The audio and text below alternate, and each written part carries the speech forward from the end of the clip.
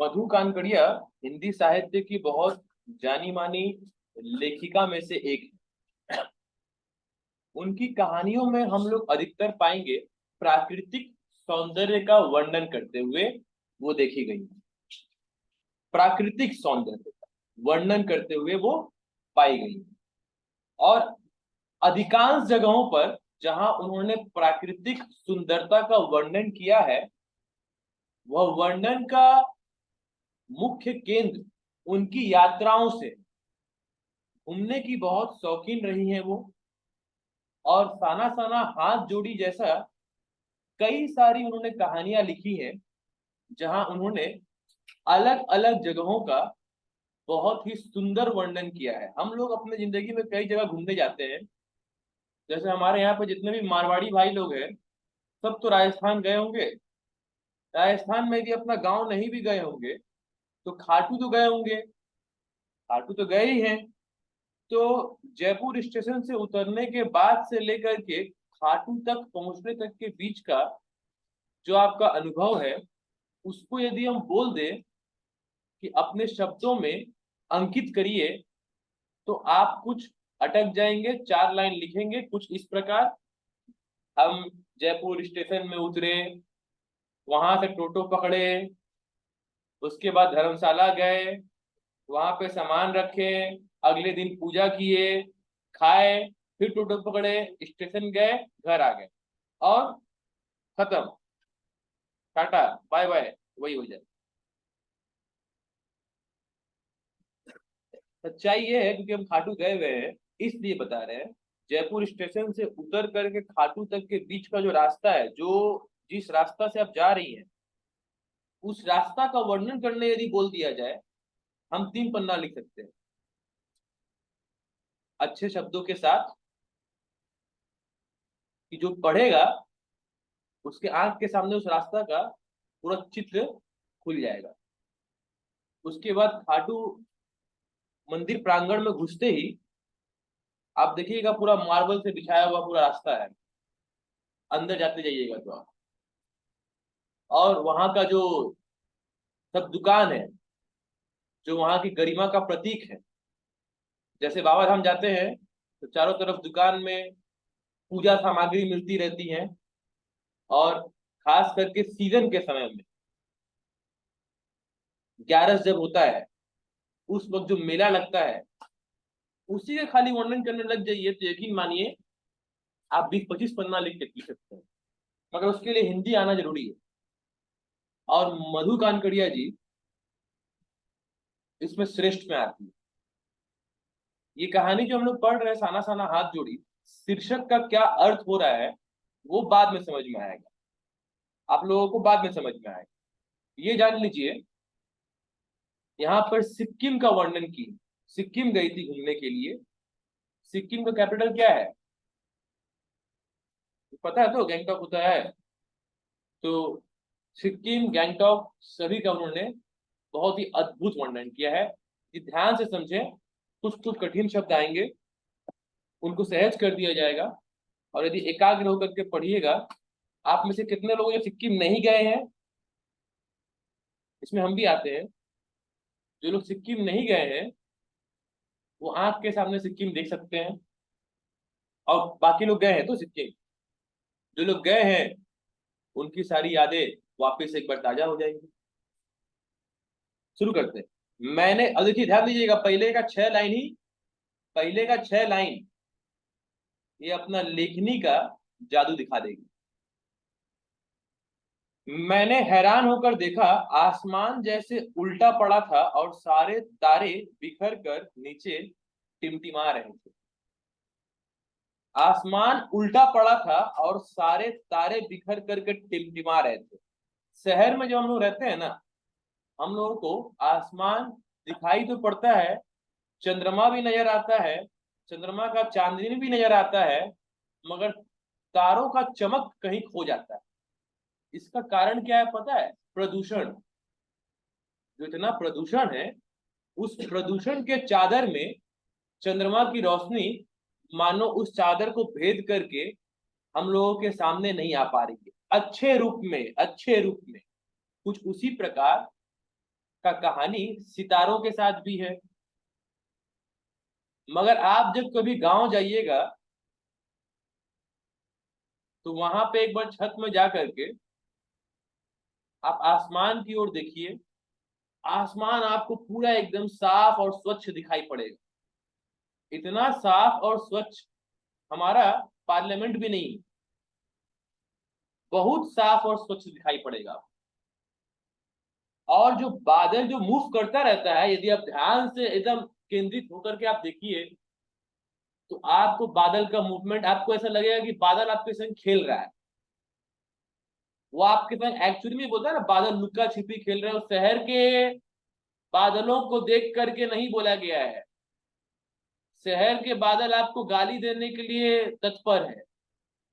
ये जो दृश्य बताया जा रहा है ये सब पहाड़ी क्षेत्र में होता है, जहां शांति होता है। शांति पुड़िया वाला नहीं, पीस। दूर ढलान लेती तराई पर सितारों के गुच्छे रोशनियों की एक झालर सी बना रहे थे। तराई का मतलब जानते हैं आप लोग, क्लास 9 में ज्योग्राफी पढ़े होंगे। तराई क्या होता है? तराई क्षेत्र कौन सा हुआ?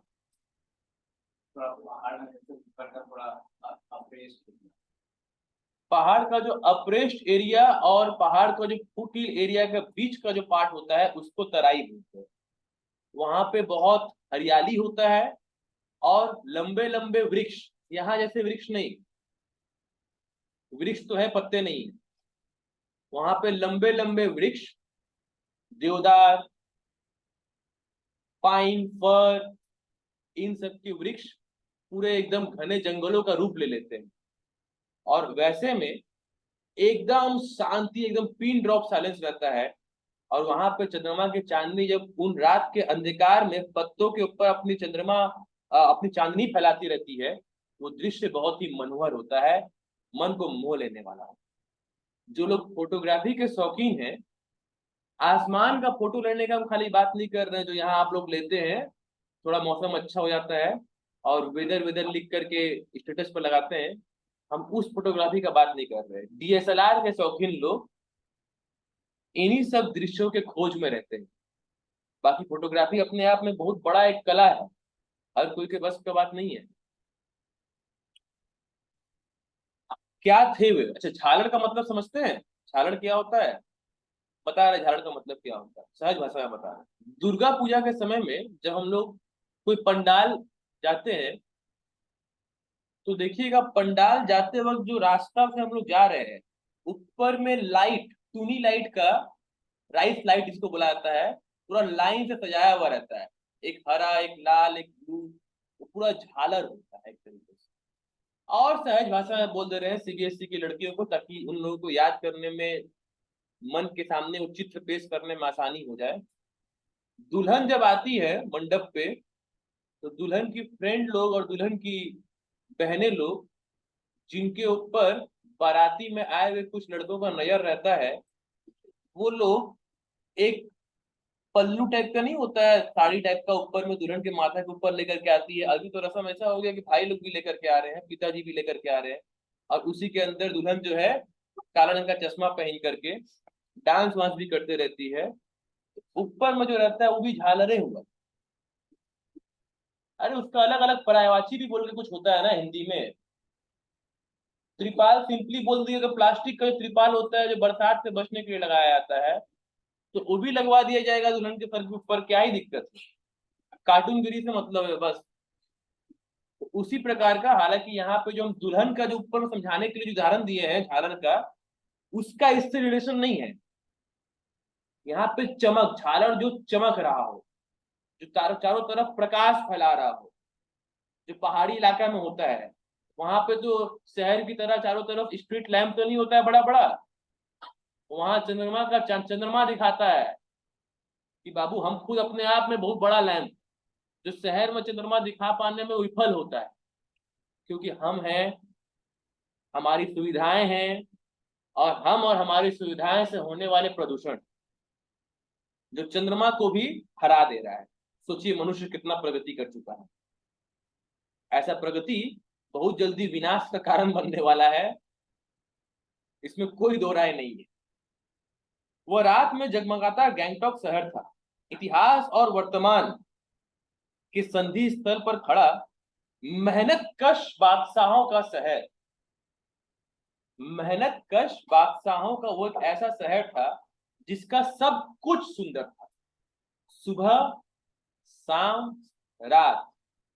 और कुछ यही वाक्य हम भी प्रयोग करना सही समझेंगे, क्योंकि हम बहुत जगह नहीं गए हैं। हम बंगाल के बाहर झारखंड गए हैं, राजस्थान गए हैं, और दिल्ली का बस लाजपत नगर और साकेत गए हैं, और कहीं नहीं गए। राजस्थान के लिए कुछ इसी प्रकार के वाक्यों का प्रयोग करना हम भी उचित समझते हैं। आप जब जैसलमेर जाइएगा तो ये वाक्य आपको बहुत सही साबित जैसलमेर के लिए भी होते हुए दिखाई पड़ेगा।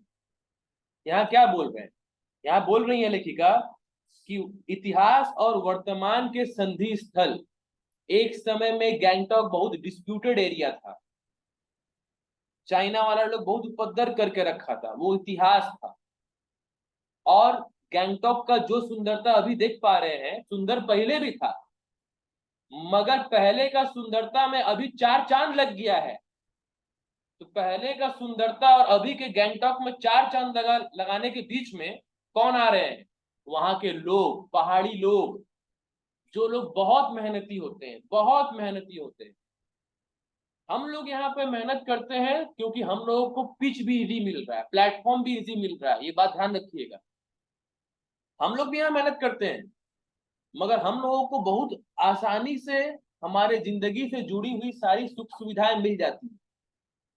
आपको जो सामान चाहिए घर से 500 मीटर 1000 मीटर के रेडियस में मिल जाती है। स्कूल जाना है तो मैक्सिमम 15 किलोमीटर के अंदर में आप स्कूल पहुंच जा रहे हैं, वो भी आप साइकिल चला करके तो स्कूल नहीं जा रहे हैं। और ये साइकिल चला करके भी स्कूल जा रहे हैं तो 15 किलोमीटर तो नहीं जा रहे हैं। और यदि साइकिल चला करके 15 किलोमीटर भी जा रहे हैं तो ध्यान रखिएगा, आप सपाट रास्ता पे जा रहे हैं। सपाट रास्ता मतलब प्लेन एरिया में आप साइकिल चला रहे हैं। पहाड़ी इलाके में चलाइएगा ना तो बहुत कठिनाई हो जाता है। 2 दिन स्कूल जाइएगा, उसके बाद आप घर ही में रहिएगा, बोलिएगा पढ़ाई लिखाई को हम डाइवोर्स देते हैं, नहीं करना हमको पढ़ाई लिखाई। और बात करें जान के जोखिम का, यहाँ पे क्या ही जान का जोखिम है। यहाँ पे बस जान का जोखिम आपको दिखाई पड़ता है रोड पार करते वक्त बस, और कभी जान का जोखिम नहीं दिखाई पड़ेगा। वहां पे तो रोड इतना पतला पतला है, इतना पतला पतला रास्ता होता है, उसके बीच से आप जाइए। इनफैक्ट उस पतले पतले गलियारे के कोने में जिसके नीचे में खाई दिखाई पड़ रहा है, 700 फीट नीचे, 1000 फीट नीचे, वहां पे खड़ा होकर के पत्थर तोड़ करके रास्ता बना रहे हैं। थोड़ा सा पांव इधर उधर हुआ कि फाइल क्लोज। आप थे, ये भी किसी को याद नहीं रहेगा, आप फोटो फ्रेम के अंदर आ जाएंगे, बॉडियो नहीं मिलेगा।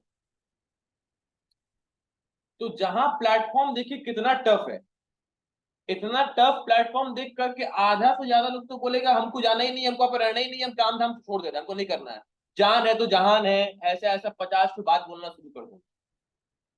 मगर वहां के पहाड़ी लोगों का वर्णन लेखिका खाली एक लाइन में करके निकल गई, मेहनत कश बादशाहों का शहर। कोई भी शहर, कोई भी देश इतिहास की तुलना में यदि वर्तमान में बहुत ज्यादा टिमटिमा रहा है, बहुत ज्यादा चमक रहा है, तो ध्यान रखिएगा वर्तमान में उस देश के मजदूर है, उस राज्य के मजदूर है, जो उस देश उस राज्य की गरिमा को और बढ़ा दिए।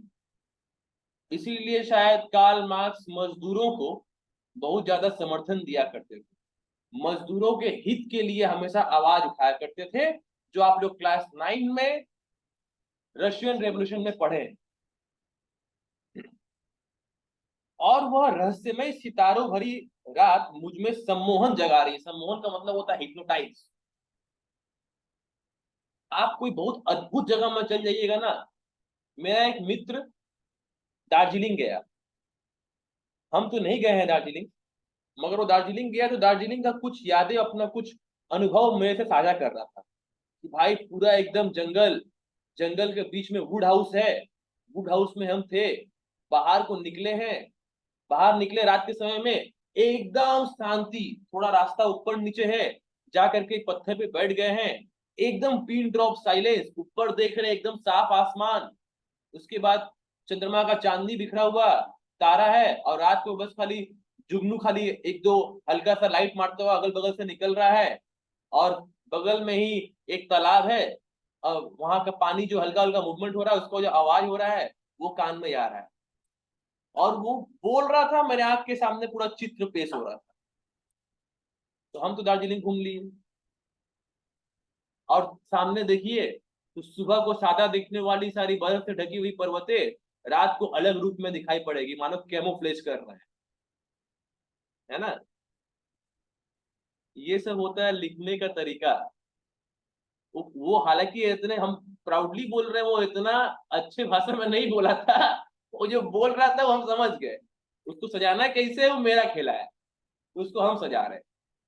और जब आप ऐसी जगहों पर चल जाइएगा ना, सोचिए कि वो हमको बताया है, मेरे आंख के सामने एक चित्र है कि कैसा दिख रहा होगा, उस चित्र का वर्णन हम कर रहे हैं, तो सोचिए कि बिना गए उस वर्णन से हम कितना सम्मोहित हुए हुए हैं, हम कितना हिप्नोटाइज्ड है। आपके दिमाग में आप 10 साल बाद, 20 साल बाद, कभी कभी अपने दादा दादी से पूछेगा कि वो लोग कौन कौन सा जगह गए हैं घूमने के लिए, तो वो लोग अपने जवानी में जिस जगह में गए हुए रहेंगे उस जगह का सब कुछ उनको याद नहीं होगा, मगर कुछ कुछ चीज ऐसा है जो उनको बहुत अच्छे से याद है। म, क्यों याद है पता है? वो अभी भी सम्मोहित है उस जगह के सुंदरता से, सम्मोहन उनके दिमाग में बैठा हुआ है। ये खूबसूरती होता है किसी जगह की सुंदरता का। समझ में आया बात? और वह रहस्यमय सितारों भरी रात मुझ में सम्मोहन जगा रही थी कुछ इस कदर कि उन जादू भरे क्षणों में मेरा सब कुछ स्थगित था। आप जब ऐसे जगहों पर चल जाते हैं ना, फिर आपको, आप जितने भी व्यस्त रहे, जितने भी आप व्यस्त रहे, 5 मिनट के लिए भी, डिपेंड करता है पीपल टू पीपल। जो लोग बहुत ज्यादा काम को अपनी जिंदगी में लेकर रखा है, वो लोग 5 मिनट से बेसी उस माहौल में नहीं जा सकता है। अब बाकी लोग, वो भी सही है कि भैया जिस जगह में आए हैं एंजॉयमेंट के लिए, उस जगह का लुत्फ उठाइए। आप यदि वहां पे 5 मिनट, आधा घंटा आप शांति से बैठ जाइएगा ना, आपको लगेगा आप अलग ही दुनिया में आ गए हैं। आपका दिमागी टेंशन जिससे आप घिरे हुए थे, आप लोग स्टूडेंट है मान लीजिए, पढ़ाई लिखाई का प्रेशर, अच्छा करने का परफॉर्मेंस का प्रेशर, घर के लोगों का ताना का प्रेशर, है ना, दोस्त लोगों के बीच चल रहा पॉलिटिक्स का प्रेशर, लव लाइफ में होने वाला अलग अलग स्टेप्स का प्रेशर है, तो फ्लक्चुएशन जो भी, उन सब से आप मुक्त होकर के आप उस जगह में जब जाइएगा ना, मानो प्रकृति आपसे बात कर रही है। वो प्रकृति जो शहर में आपसे कभी बात नहीं कर पा रही थी, क्योंकि शहर में आप खो गए थे और आप प्रकृति को प्रदूषित कर दिए थे। प्रकृति तो बात करना चाह ही रही थी। प्रकृति वो माँ की तरह है जिनको आप कंटिन्यूअसली, लगातार शहर में आप उनको नुकसान पे नुकसान पहुंचाते जा रहे थे, मगर आप जब माँ से मिलने फाइनली उनके पास पहुंचे हैं, तब माँ आपसे बात कर रही है। तकलीफ नहीं सुना रही है अपना, आपका तकलीफ सुन रही है। और जिस तरह थका हारा बच्चा या बहुत रोता हुआ बच्चा माँ के पास जाता है, तो माँ उसके सारे दुखों को हर लेती है, उसी प्रकार प्रकृति इन सब जगहों पे आपको एकदम अलग दुनिया में लेके चल जा रही है। जिस तरह माँ बोलती है कि सब कुछ भूल जाओ अभी सो, और आपको लोरी के सुनाती रहती है और आप सो जाते हैं, कुछ इसी प्रकार का अनुभव आपको मिलता है इन सब जगहों पर, जहां आप 10-15 मिनट, आधा घंटा, 1 घंटा के लिए आप कंप्लीटली खो जाते हैं। आप पूरा प्रोफेशन वर्ल्ड, कॉर्पोरेट वर्ल्ड सबको साइड कर देते हैं, और वहां पे बस खाली आप बैठे हुए, दिमाग में कुछ नहीं चल रहा, दिमाग एकदम ब्लैंक है, मगर आपको अच्छा लग रहा है वहां बैठा रहे, आप उस जगह से उठना नहीं चाह रहे। ये सब होता है जगह का खूबसूरती, इसीलिए बोला जाता है आप ब्रेक लीजिए, कहीं घूम करके आइए, बोला जाता है ना। उसके बाद क्या होता है पता है? आपका दिमाग का काम करने का जो रफ्तार होता है ना, वो और ज्यादा बढ़ जाता है, आप और सटीक तरीके से काम करना शुरू कर देते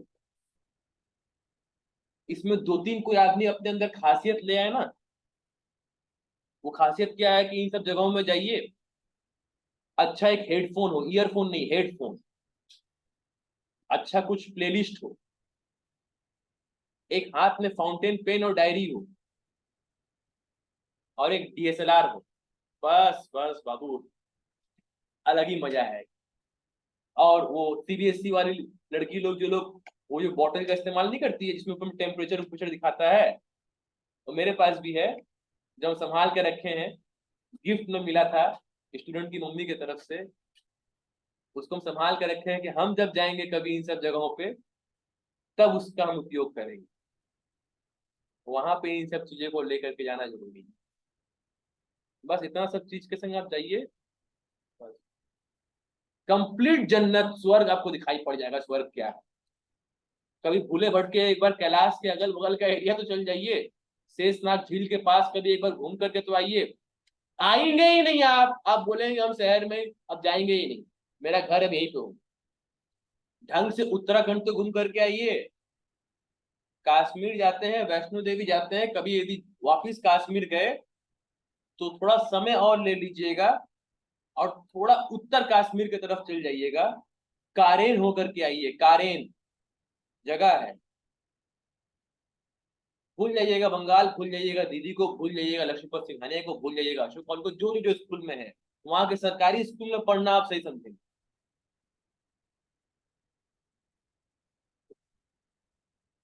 बहुत गलत कर दिए इन सब चैप्टरों को हम आज हाथ देकर के। अब पूरा दिन भर हम इन सब चैप्टरों का, एक जो बोलते हैं ना, तिलिस्म में हम खोए हुए रहेंगे, नशा में खोए हुए रहेंगे। इसीलिए साना साना हाथ जोड़ी, और 9 सीबीएसई में लहासा की ओर हम सेशन के एंड में स्टार्ट करना चाहते हैं। मतलब जब बोर्ड फाइनल एग्जाम होने वाला रहता है तब हम स्टार्ट करना चाहते हैं। बहुत शैतान लड़का लोग में से है यहाँ पे श्लोक राठी और अमृत सिंह लोग, जो लोग साना साना हाथ जोड़ी का प्रस्ताव दे रहे हैं। हमको नहीं पता आप लोगों के सामने चित्र चल रहा है कि नहीं चल रहा है, मगर मेरे सामने वो पूरा चित्र चलना शुरू हो गया। कुछ इस कदर कि उन जादू भरे क्षणों में मेरा सब कुछ स्थगित था, अर्थहीन था। अर्थहीन का मतलब समझिए, हम लोग एक मैटेरियलिस्टिक वर्ल्ड में जी रहे हैं। हम लोग जो भी कर रहे हैं बदले में हम लोग उसको पैसा से तोल रहे हैं। पैसा ही पैसा हमारे अगल बगल हमारे हर कार्य से जुड़ा हुआ है। मगर जब वहां पे है ना, आप एकदम नॉन मेटेरियलिस्टिक वर्ल्ड में है, जहां आपको शहर में मिलने वाली सुख सुविधाएं नहीं है, ना के बराबर है। जिन सुख सुविधाओं के बगैर आप शहर में 10 मिनट नहीं रह सकते हैं। शहर में होता है ना, कुछ कुछ ऐसे जगह चले जाएंगे जहां पे अगल बगल साधन का सुविधा बंद है, तो आप विचलित होते हैं, अरे यहाँ पे ये नहीं मिल रहा है, वो नहीं मिल रहा है, होता है। तो वहां पे कुछ भी नहीं मिलेगा। अरे लोग वहां पे खाने में खाली उनको मैगी मिल रहा है, मगर लोगों को कोई गिला शिकवा नहीं है, क्योंकि प्रकृति का खूबसूरती उनको उन सब गमों की तरफ ध्यान जाने ही नहीं देता है। आप एक अलग, आपका भूख का तृप्ति अलग चल रहा होता है, आपका भूख ऐसे ही शांत रह जाता है। पानी हम लोग यहाँ बहुत पीते हैं, वहां का पानी पी लीजिए तो लगेगा कि शरीर के अंदर जितना भी बीमारी है सारा बीमारी मर गया। यही सब खूबसूरती है।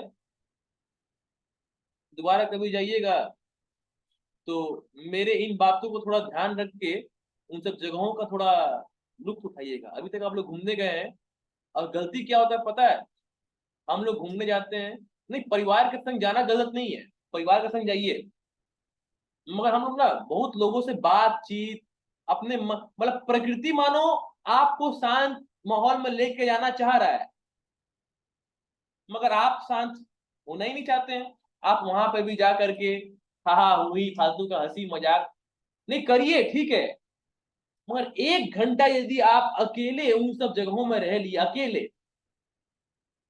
कोई अर्धांगिनी नहीं चाहिए, कोई अर्धांगना नहीं चाहिए, कोई पति परमेश्वर नहीं चाहिए, कोई बॉयफ्रेंड नहीं चाहिए, कोई गर्लफ्रेंड नहीं चाहिए, बस सिर्फ आप 1 घंटा वहां बैठ जाइए। उसके बाद शहर में आने के बाद ना 15 साल तक आपका बॉडी एकदम एनर्जाइज्ड रहेगा। जैसे प्रोजेक्ट आईजीआई गेम खेलते हैं, गोली लग जाता है तो नहीं दिखाता है खून का लेवल डाउन हो गया है, फिर मानो कहीं इंजेक्शन मिल जाता है तो इंजेक्शन रोक रहे हैं तो दिखाता है खून का लेवल अप हो गया है। तो खून का लेवल डाउन होने के बाद एक बार आप चल जाइए वहां पे, उसके बाद आइएगा तो देखिएगा खून का लेवल हुआ जो है ना, बहुत हाई लेवल में अप हुआ है बाबू, 15 साल तक काम करेगा। समझ पाए ना बात, गहराई समझ रहे तो चैप्टर का। मैं, मेरी चेतना, मेरे आसपास। चेतना मतलब होता है आपका कॉन्शियस माइंड। कॉन्शियस माइंड जहां आप अपना इनर सोल से बात करते हो। कई बार नहीं बोलते अपने आप से बात करो। देखिएगा लोग जब अपने आप से बात करने का प्रयास करते हैं, परेशान लोग, जिंदगी में कुछ, हर कोई की जिंदगी का एक अहम हिस्सा होता है परेशानी। हर कोई की जिंदगी का अहम हिस्सा है, उसके बिना जिंदगी ही नहीं है। और बोला जाता है कि आप अपने आप से एकांत में बात करिए। यहाँ पर एकांत का मतलब क्या होता है? कंप्लीट एकांत। इसीलिए देखिएगा लोगों को, शहर में रहने वाले लोग अधिकतर तौर पर पाए जाते हैं गंगा के किनारे या किसी नदी के किनारे, किसी बीच के किनारे। बीच मतलब कुतिया नहीं, बीच, BEACH, ठीक है, उनके किनारे पाए जाते हैं। क्यों? क्योंकि वो लहरों की, मेरे गुरुदेव हुआ करते थे सान्याल सर, हमेशा हमको बोलते थे, जब भी उनसे कोई बात अपना साझा करते थे, जिस तरह मेरे स्टूडेंट लोग मेरे से करते हैं, उनसे जब भी साझा किया करते थे, वो हमको एक ही बात बोला करते थे, बोल बेटा कब फ्री है, चलते हम लोग बाग बाजार। और उनके संग बाग बाजार जाते थे हम, एकदम गंगा के किनारे का स्थल, और वो हमको एक जगह बैठा देते थे, एकदम शांति वाला जगह पे, और मेरे बगल में नहीं बैठते थे। बोलते थे कि तुम आराम से बैठो, हम आते हैं। और वो कहीं 15-20 मिनट के लिए दूर चले जाते थे, और अपना एक ईयरफोन मेरे कान में लगा देते थे, और अपना सेल फोन हमको दे देते थे, दिए हुए थे, उसमें कुछ कुछ अच्छा उनका, क्योंकि उन गाना के बहुत शौकीन थे और एक से एक गाना गाते भी बहुत अच्छा थे, तो एक से एक ट्यून कान में लगा करके चले जाया करते थे। उसके बाद 20 मिनट के बाद हमसे आकर पूछते थे, बोलो बेटा कैसा लग रहा है। हम ऐसा करते थे, चलो लेके निकल जाया करते। तो ये शहर में हम लोग के पास यही बंदोबस्त है। मगर एक बात जानते हैं क्या? शहरी लोग इतने खराब है, इतने खराब है, इसमें हम लोग सब है, कि जिन जगहों पे हमको इतना शांति मिल रहा है, जिन जगहों पे हमको इतनी ऊर्जाएं मिल रही हैं, हम लोग उन्हीं जगहों पर जा करके उन सब जगहों की शांति, गरिमा को हम लोग भंग करते चले जा रहे हैं। सोचिए हम लोग कितने निचले स्तर पर आ गए हैं। अरे आप कहीं जा रहे हैं, आनंदित होने के लिए, प्रफुल्लित होने के लिए जाइए, मगर कम से कम वहां से लौटते वक्त उस जगह का गरिमा को नष्ट तो मत करिए। मगर इंसान, शहरी इंसान इतना स्वार्थी हो गया है कि बेटा उस जगह से निकलते वक्त उस जगह का गरिमा को नष्ट करके चल जाया करता है। कई बार पहाड़ी इलाकाओं में कई जगह निर्देश दिया रहता है कि कृपया कर कूड़ा कचरा ना फेंक, कृपया कर ज्यादा शोरगुल ना करे, मगर सब का सब वही कर रहे हैं, और उन सब जगहों का गरिमा को नष्ट करते चले जा रहे हैं। सोचिए, अभी तो हम लोग के पास फिर भी वो सब जगह है कि हम लोग चल जा रहे हैं।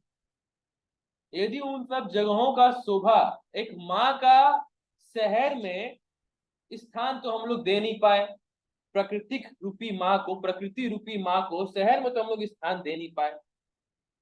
माँ अब अपने एकांत में है, अपने दुनिया में है, हम लोग वहां जा रहे हैं उनसे मिलने के लिए, उनसे हमको स्नेह मिल जा रहा है, उनसे हमको शांति मिल जा रहा है, उनसे हमको ऊर्जा मिल जा रहा है।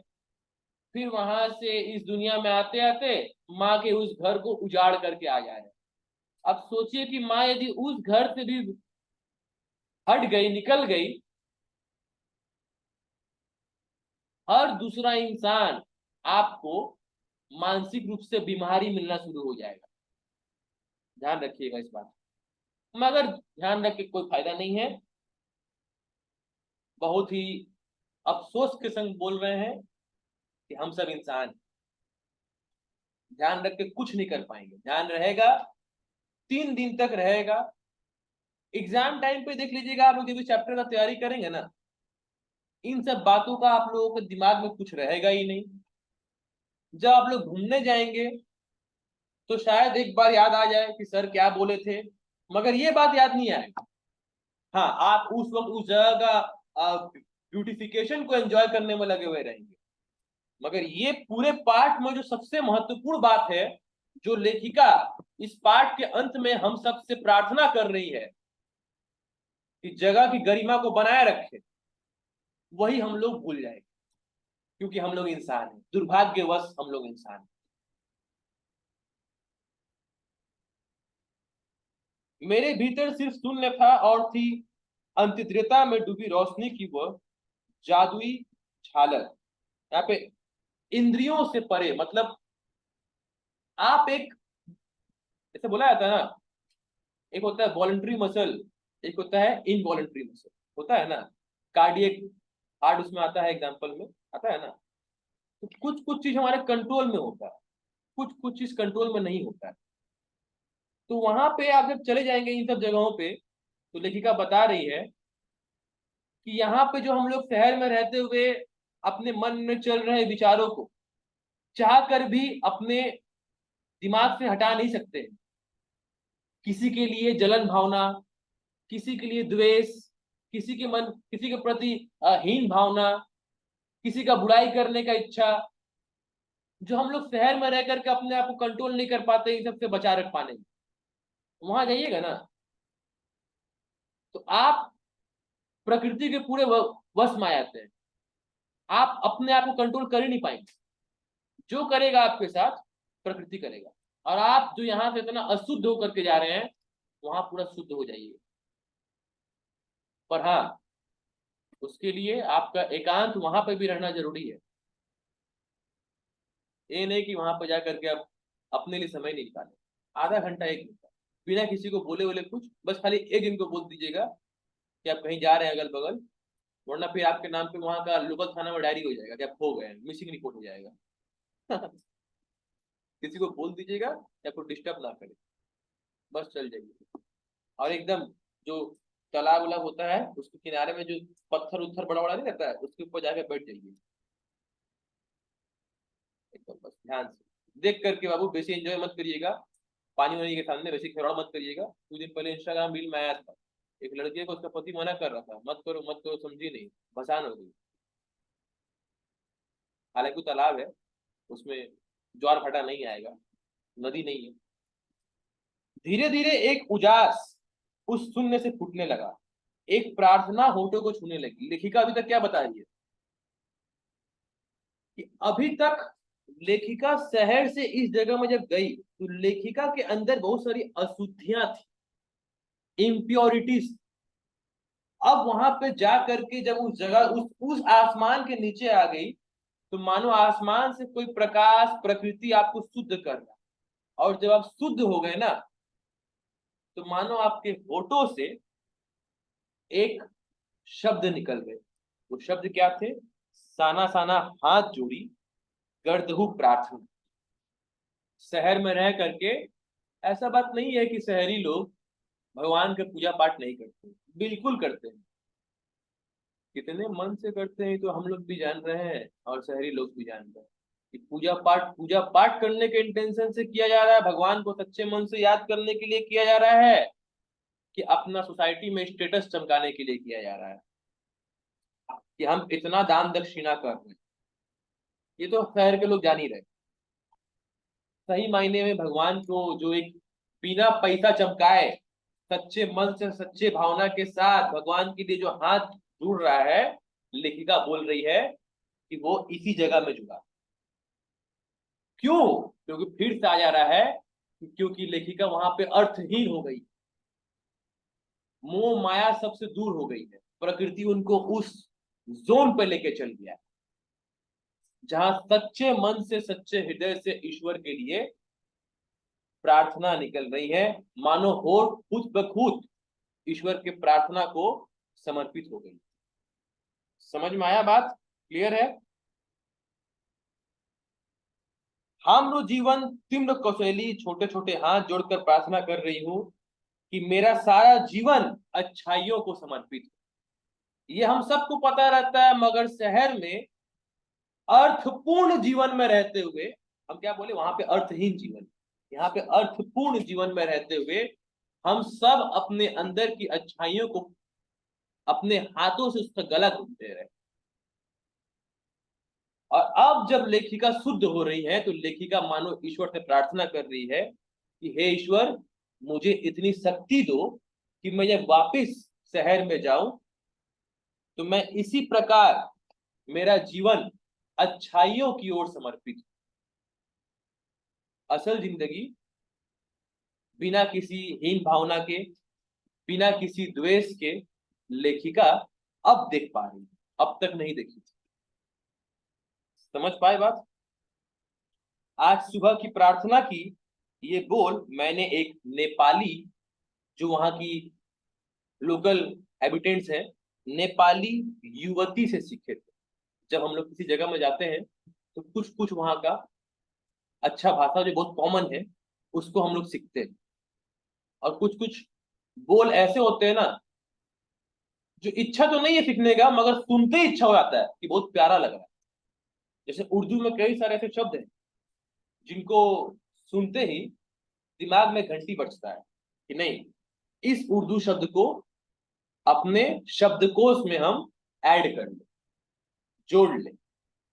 तो वैसे ही यहाँ के लोगों के द्वारा इस्तेमाल किए जाने वाले कुछ बोल थे, साना साना हाथ जोड़ी। लेखिका मानो नेपाली युवती के उस प्रदेश में आकर के उनके भाषा में ही ईश्वर से प्रार्थना कर रही है, क्योंकि शहरी लोगों की भाषा अब ईश्वर तक पहुंच नहीं रही है।